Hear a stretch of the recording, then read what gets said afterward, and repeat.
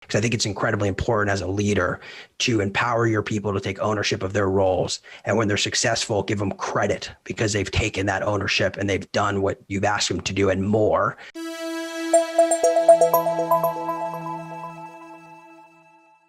All right, everyone, welcome back to SALESBIZ. I appreciate you taking the time. Before we kick off today's episode, I need you all to do me a huge favor. Go ahead and hit that like button. Subscribe to my channel. If you find value out of this specific episode, go ahead and drop some comments down below. Today, I have a very special guest. This gentleman has an extensive sales background and had the grit to and eventually start his own business. Super excited to talk to another SF native and get his insight today, Mr. Kyle Van Voorhis. Welcome. Oh, hello. Thanks for having me. Did I get your last name right? I feel like I was butchering it while we were meeting. Well, a slight butchering, but that's good. I love starting this way. Seriously, I've been getting my last name butchered my entire life, so I hear you. I know, I'm with you. Appreciate you taking the time, Kyle. Yeah, I appreciate being here. So let's get into it. You clearly have a great sales background, and before we dive into your company, let's talk about how you started in sales and why the sales career even attracted you. Well, I definitely stumbled into it. So I was, I like to say I was pretending to go to college. And while I was going to college, I was just working your typical freshman in college jobs. I was working at Office Depot, and I went into Crunch Fitness, a gym, and was talking to the general manager there, and him and I hit it off, and he said, "Hey, why don't you join my sales team?" So I actually started selling gym memberships, and oddly enough, about a year later, the general manager, my sales manager, everyone went to a little company called Intuit, and I was able to get an interview to work at that company as well. And at the time, I actually had just dropped out of college to pursue stand-up comedy full-time. So I was doing this, dual thing where I was working during the day, doing stand-up at night, and they were paying a lot better, even though it was still low. I would start as a sales development rep, really low salary back then, but it allowed me to do both, and it was in the city, so it sort of worked out. Love it. Would you believe, I don't have this on my LinkedIn, but I actually worked as a membership counselor for 24 Hour Fitness, selling memberships. There you go. We were called membership counselors too, so you know the racket. Oh yeah, man. But the problem is I was the heaviest guy on the team. Everyone else was like super shape. So if anything, it inspired me to start working out more and really get in shape. So I did that. But the selling the memberships was fun too. It's kind of like, hey, I'm getting back in shape. You're clearly trying. So. Well, I think it worked better. So I too was heavier, and your same experience. You end up working out a ton because you're just hanging out with a bunch of people who only work out.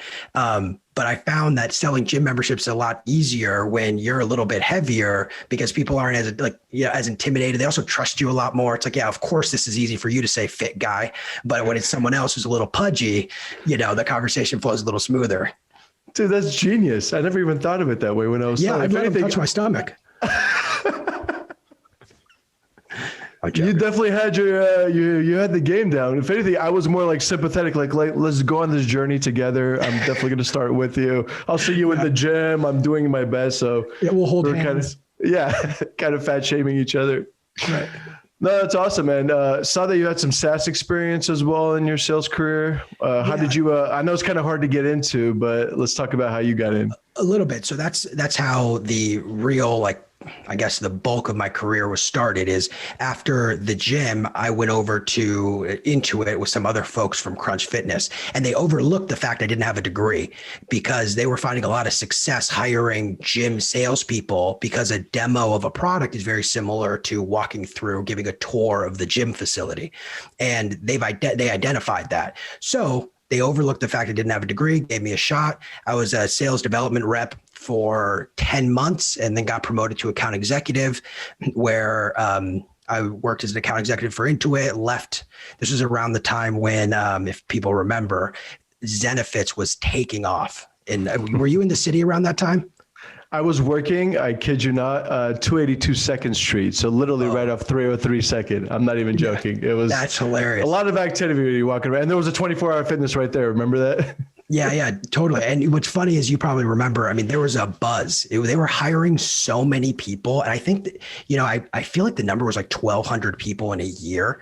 And all my coworkers were like, so-and-so went to Zenefits. They went to Zenefits. The startup thing's crazy. It's blowing up and everyone's freaking out. And then I went to a startup company that wasn't Zenefits, which didn't feel as good at the time. But then knowing what ends up happening with the Zenefits story, it ended up working out, where I was selling enterprise call center solutions. I did that for a bit, and I ended up leaving to write a book on sales development. And then I ran inside sales for two different companies where I helped them build and then scale their inside sales function, had successful funding rounds throughout that journey. And now I run my own company helping early stage startup companies do the same thing. But the journey really was through hitting the pavement. It was more of an old school vibe where you're dialing for dollars, doing as much activity as possible. So that's, the world that I was forged in. Yeah, Zenefits, I mean, they were exploding, but there was some funny stuff happening around that kind of, we're not going to get too deep into it, but I remember Conrad Parker paying for some of those sins. Yeah, he had a nice little bill. But he had a nice little cash out as well, so I'm not going to feel too bad for him. Yeah. So AE-wise, clearly selling gym memberships and then talking complex sales cycles there was no longer any stomach touching around that in order to close it. So how did you start adopting to some of that, like talking the language and really diving deep in there? So I was fortunate early on when I was first promoted to an account executive. It was a very transactional sales environment. So very similar to a gym where for sure, if they walk out of the gym, you're not getting the deal. That's just the reality. So you do whatever you can to keep them in the gym. And I remember when I was selling gym memberships, my boss at the time was doing a tour and the person said, okay, well, let me go down to the ATM to get money for the enrollment fee, which they used to do. And he goes, okay, yeah, I could use a walk too. And got up and walked with them because he didn't want them to hop in the car and drive away. I mean, this is the environment back then. So I was fortunate when I was in SaaS that it was very transactional. So I had the experience from that.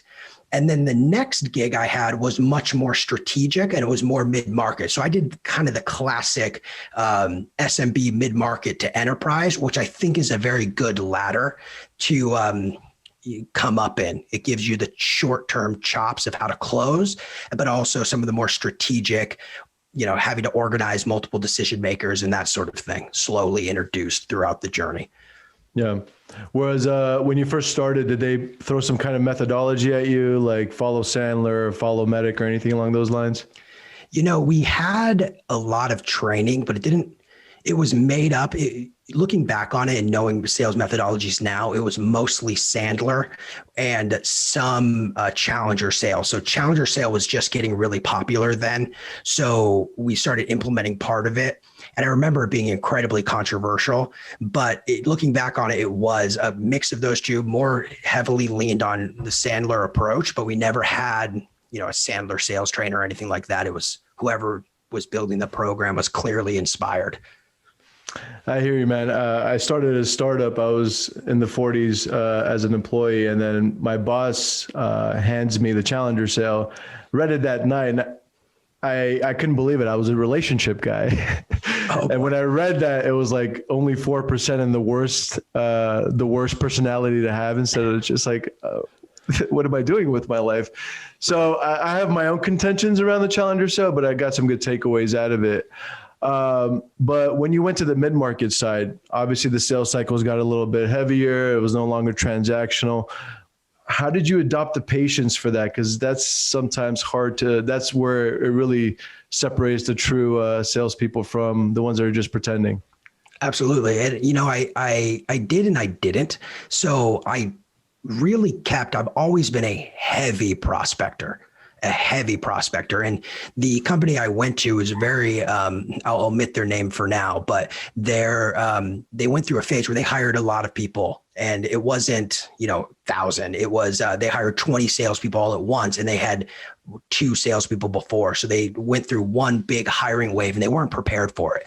They didn't have leads to give anybody. And they also didn't want people adding leads to the CRM. So what ended up happening was a lot of people who didn't have that kind of transactional boiler room background, they were sort of, we don't know what to do. And then me and a few other people who came from that transactional environment, because they recruited a few of us, we were just prospecting, stepping on each other's toes, calling the same people. They wouldn't let us add leads, so we couldn't track anything. So it ended up aiding me at first because I was the only one who was getting leads, me and the 3 other people who were from the same company. So at first it was good, and I still, keep that near and dear to my heart. I think prospecting is really important, regardless of what industry you're selling into. That said, it can be very frustrating going from instant gratification, instant sale to things take longer. There's multiple people involved. And I didn't transition very well in hindsight. What I ended up doing that was smart was eventually I just sat next to the most organized person at the company and was like, I'm just copying what you do. I copied all his email templates. He color coded things. I color coded things, and it helped me be more organized so that ultimately I did well. But gosh, it was definitely a struggle, and I was very stressed out during that time. Yeah. Well, it sounds like you were trucking along. So at least you had the motivation. You'd be surprised how many salespeople out there just come in, try to get by, and then leave. So did you have like a script that you wrote out for yourself? Like, how did you, I guess, motivate yourself to continue trucking along and making sure that you're meeting quotas and everything, even though? Yeah, this is, I wrote myself a script. I wrote templates. I did a lot of that sort of activity, but I've always been very driven, and I attribute a lot of that to not having a college degree in an environment where everyone did. And I've always been afraid, and, call this a personality flaw or flawed thinking, but I've always been afraid that if I don't hit a level of success, I'm doomed to become a loser, like the stereotype of people who never went to college. So I was always super terrified. Like, if I slipped up, if something didn't go well, then I'm going to end up, cleaning tables. I mean, nothing wrong with that, but it just wasn't where I wanted to be. So regardless of the situation, like I always brought a level of intensity because I was very afraid of failure. Wow. Never really put it like that before, but. Yeah, well, it's one of these things, and I hesitate to even say afraid of failure because I don't mind. I was afraid of high level things not working out. So I did a lot of things, and I've never been afraid to put myself in positions where I would fail, but I would never wanted my lack of effort to be what caused it. So here's something I've said a lot is across your career, you're always going to end up in a place where you have 2 options. You're going to be in a place. It looks like you're not going to hit your number, or it looks like you're not going to achieve whatever the goal is. And your 2 options are you can give 50% and guarantee failure, but at least you never tried. So you protected the ego. The other option is to give 100%, risk failing. But when you, and if you do fail, you can at least say you did everything you could. And I fall very squarely in that category. Not everybody does. And that's why, like, in very transactional environments, you typically see really high churn. It's not for everybody, but because of, my drive I had, I always was I need to do everything within my power. And if it doesn't work out, then, I don't know what I'm going to do next. Yeah, I hear you. No, the reason why is because I always saw it differently from a failure standpoint. It's like, let's try that. It's going to go bad. At least I tried. And, with that kind of unprepared thinking, sometimes, most of the time actually did go bad. But I guess through that trial and error, you kind of get that thicker skin in a way, and things eventually start working out. Yeah, and that's the right way to think about it. And I have that too. Like I have never not done something because of fear of failure. I just have this underlying motivator that is this fear of failure that keeps Yeah. me just doing whatever I can to make something work. I failed a ton of times. Things have just not worked out, or I tried something and totally flopped. I have countless stories of that. I'll keep trying. I'm not worried about the minor failures. I'm worried about the macro failure. So that's what Got it. drives the Okay. daily activity, but the actual thing I'm working on, failing or not failing, I don't think too much about it because there's always something else. I've never been in a situation where something didn't go well and I was like, oh, well, that's it, and close up shop. That doesn't happen. So it's kind of a I mix hear of you. both. It's probably a little complex and, or not complex, but what do they say? It's, there's a dichotomy there for sure. It's both the motivator, but also not a hindrance. Yeah, no, I know what you're saying now. I read this book called Man Up. It's by Bedros Keuilian. He started FitBody. In his book, he actually mentioned that he would go to the extremes when it came to goal planning. And if he did not meet his goals, he would put it in his head as if I don't meet my goal, I'm going to come home to my family being completely wiped out or something like that. Right, right. So he would put these scary, scary thoughts in his mind that it's not even an option to fail because the underlying effect is so horrifying. So now, yeah, that said, if you put it like that, I definitely understand that. I don't think I'd do that personally, and maybe that's why he's worth, multi millions. But I think that's a little extreme for me to say, oh, my family's going to be wiped out when I get home. But That's a lot. I like the concept of, go big or go home. Yeah, well, it's like I forget who it was, unfortunately, but you might have heard the story where there's some like incredibly rich person who wanted to quit smoking. So what they did was they bought a billboard that says, "If you see this man smoking, he will personally pay you $5,000."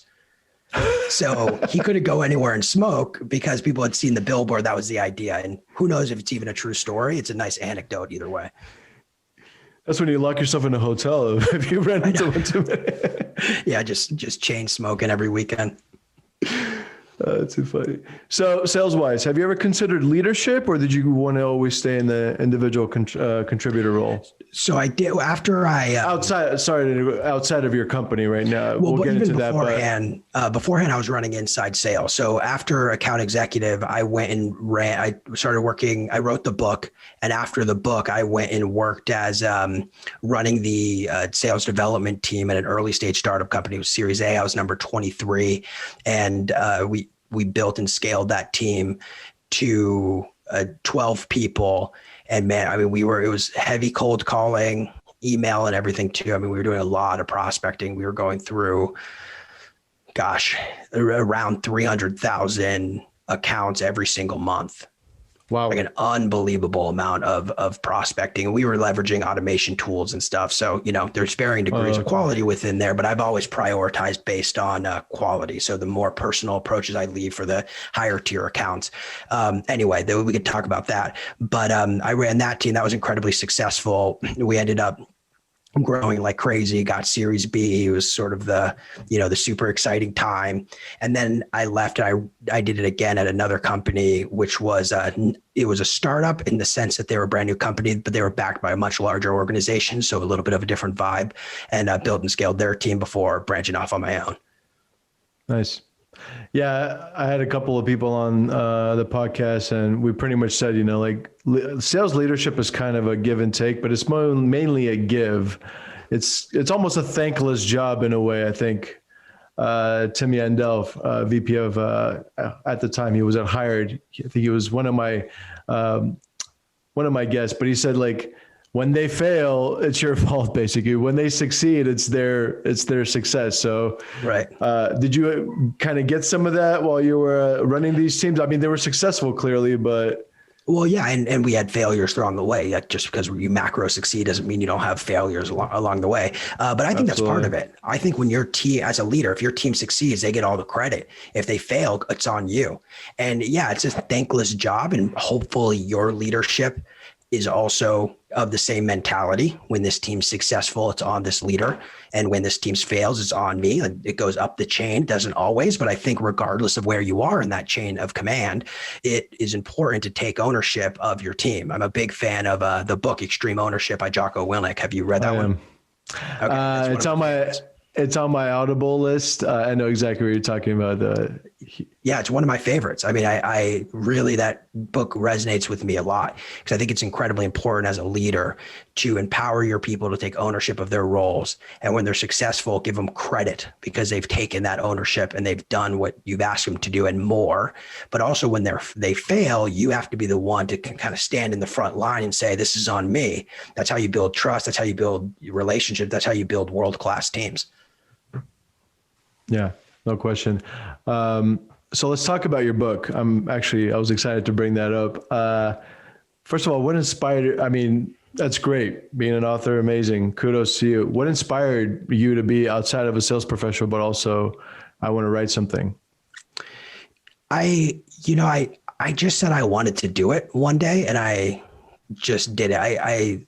There wasn't really anything more than that. It was, there's this weird part of my personality where, it's all tied back to this not college thing. I've always wanted to try to separate myself from the on paper, what I lack on paper.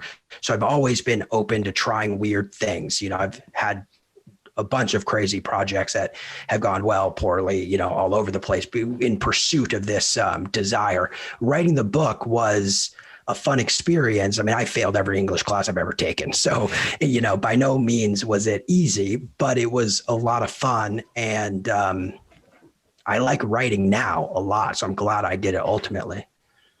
Got it. Well, can you give us a quick 1 minute training on how to write a book? How does that process work? And what people would need to do in order to get it done? Yeah, it's pretty simple. You sit down and you don't stop writing. That's usually a good first practice. What I would recommend doing is I would recommend outlining what you're going to do. This is kind of classic feedback. And then break it down into sections and write it section by section. One of the big challenges I had, I've written the book now twice. I actually rewrote the entire book 2 years ago. And the reason why is because I reread it and it was so disorganized. So I genuinely had to rewrite it word for word. It was so brutal. And what I didn't do the first time that I did the second time was actually organize in advance. So like my first version of the book, it was basically an outline for the second version. So I was able to use it as an outline, which was super helpful. So I recommend outlining it pretty detailed. And as you write, things are going to pop in your mind that you're going to want to include. And then you return back to that outline and pick where it goes, bang out all the writing and just sit down and do it. It takes a long time. And eventually you'll have 50,000 words on a Google Doc. That's exciting. You hire somebody to edit that. If you're me, you hire 2 people and you accept the clobbering that is coming your way and they will edit it, make it look nice. You send it to someone to format it. If your editor doesn't format it, editing probably costs, depends on how crazy you go. You can get a freelancer for $1,000. Maybe it'll cost you $2,000. I don't know. It's around $1,000. And then you get somebody to do the cover. That's probably around $500. And then you self-publish it through Amazon. That is a whopping $0. And then you're good to go. Now you're a self-published author. Hopefully people buy it, Fortunately, they bought mine. I was on the Amazon bestseller list. So congrats, we sold enough of them. Yeah, just for a short time. I'm not dominating it like Jeb Blount or anything, but we did get there for a bit and I have the screenshot to prove it. Love it. No, I believe you. What about the editing though? I mean, you send off the entire Google Doc. How do they not steal it or maybe forward it to someone else, sell it themselves? I mean, if it was that easy to find people to buy your writing, we'd all be rich. It's just, I don't know. They don't. I've never been worried about that. And no, I'm talking steal it, literally. Steal it to go sell it or do it or this and that. It's such a weird, maybe if you're writing about something that's more common, but you're going to steal my sales book. I also sent you an email, I'm not worried about that. Maybe I can just write another book. Paranoid. I like your style. Yeah, I know, right? No, I Steal it, I'll write another one. Yeah, exactly. I hire a freelancer. I don't know. I don't get worried about that, but I also didn't go, to an alley in San Francisco. I wasn't on Cap Street saying, "Hey, can you edit my book?" Instead, I, found somebody on Upwork who had experience and good rating, and trusted them with my brain. Yeah. I'm glad you didn't go the alley route. So you crushed it in sales. You managed crushers in sales. You wrote a book, and then you took the ultimate plunge of them all and started your own company, Vorus. Tell us about Vorus. So Vorus, we really focus on early stage growth. So we work with early stage startup companies, and we help them 2-3x their pipeline by focusing specifically on sales effectiveness. And one of the things I love the most about working at the early stage is things are constantly changing. And one of my favorite parts of being involved in something that changes constantly is the challenges that come out at you are coming from all different angles. And then the more you've done it, the more repetitive those challenges are. So at one company, the first set of challenges was like totally unique and different. Once you've replicated that a bunch of times, you realize a lot of companies deal with the exact same stuff.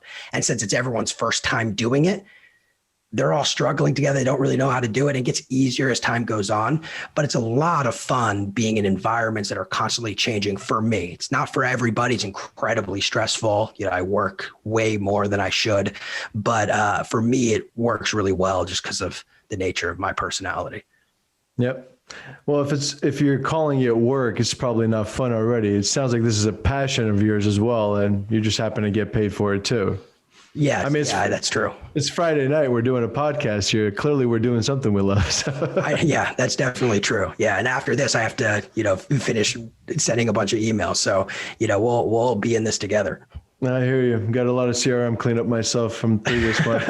Don't we all? Was this a problem that you noticed when you were a sales rep yourself? It's like, I wish I had a company like this to assist me during this sales cycle right now.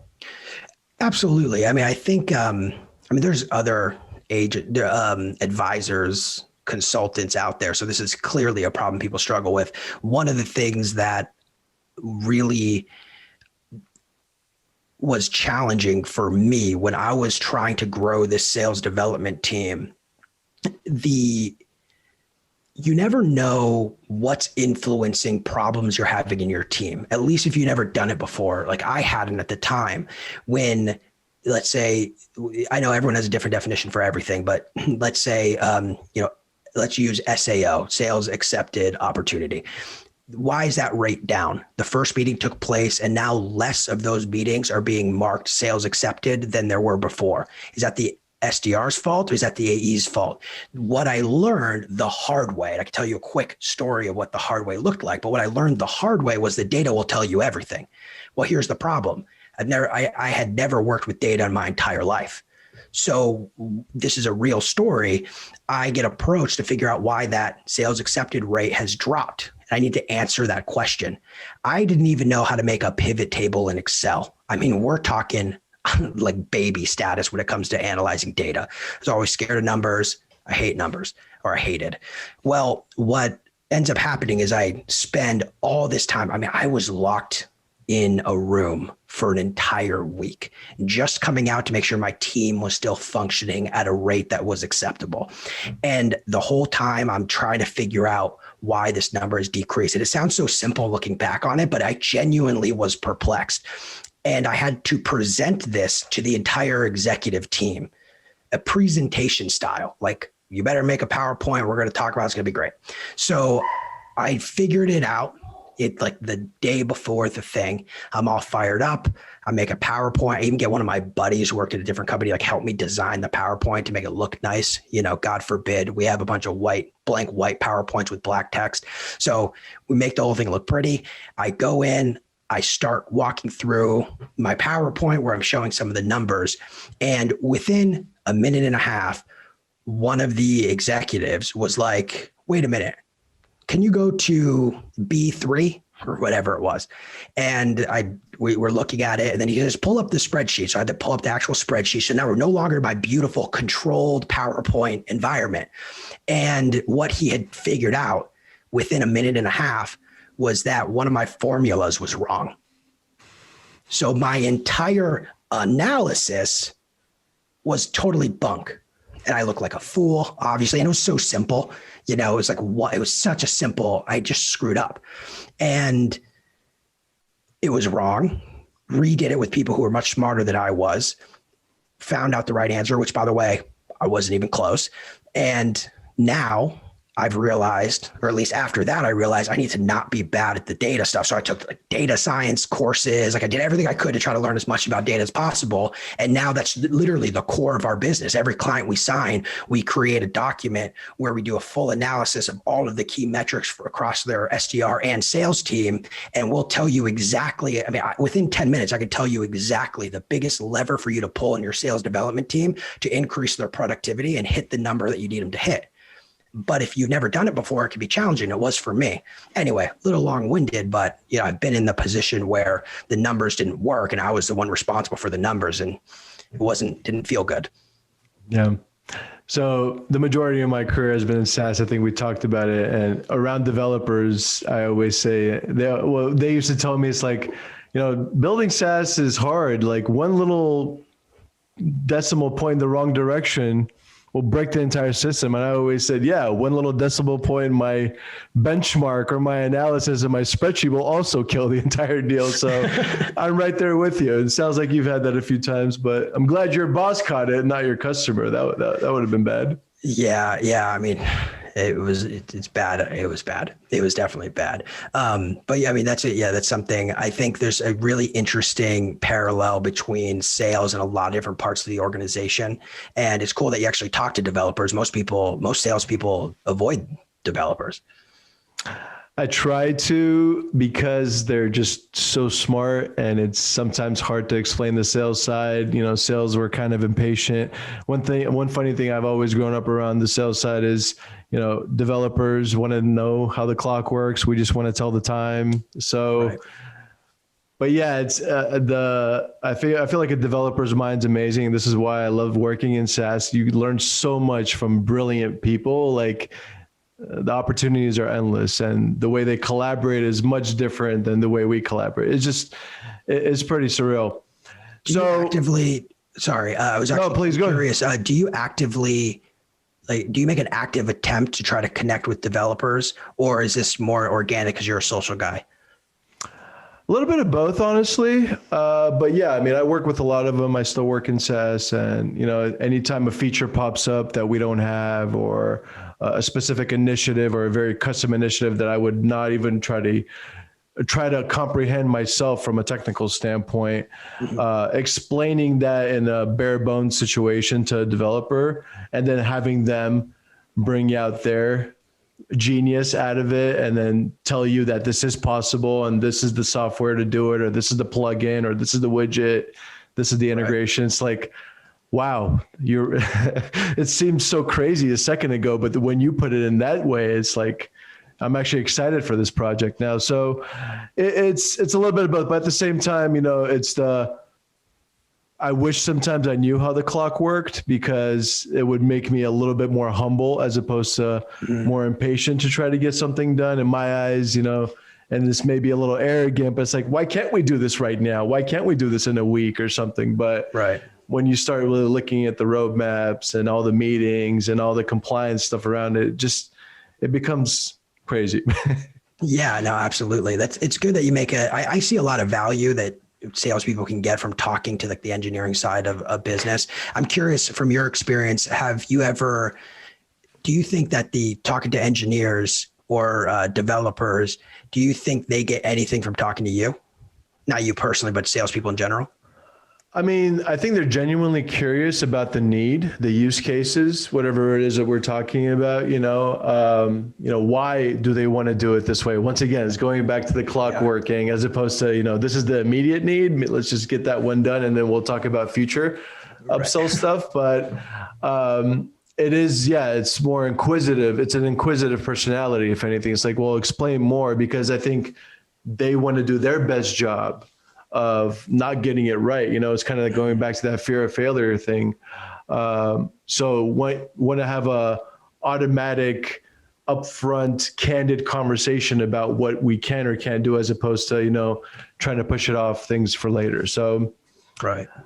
I learned a ton from the technical side. This is why I stay in that industry. I've sold everything from bail bonds to blood.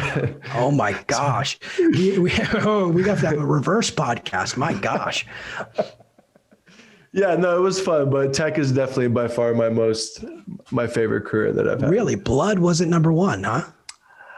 No, but it was the most humble one. So I worked for Blood Centers of the Pacific, and I would call people and be like, hey, Kyle, someone got into an accident last night. They need O positive, you're O positive, come down and throw us a pint. Wow, I did not free. know this existed. Yeah. Cold calling for blood? Yeah. And you come in, it's like, once again, it's just your own personal experience. You might get a t-shirt out of it, maybe a discount or a coupon or a Giants ticket, if that's even still a thing. But yeah. Just nice people. What was the conversion on that? What percent of people actually said, I'll come by? We had actually a whole show rate thing happening. So about 20 to 25% approximately. It was actually good. Up. Yeah. That's good. And the crazy part about it is it was, during crazy events, like, heavens forbid this happens again, but like a mass shooting or like a big accident happened. Like that was unfortunately our best months. Those were our best days with people just swarming in, like we got to give back somehow. So it was kind of a catch-22 in a way. It's like, do I be excited about this or anyway? Probably gives you a good perspective though, right? The people are kind and giving.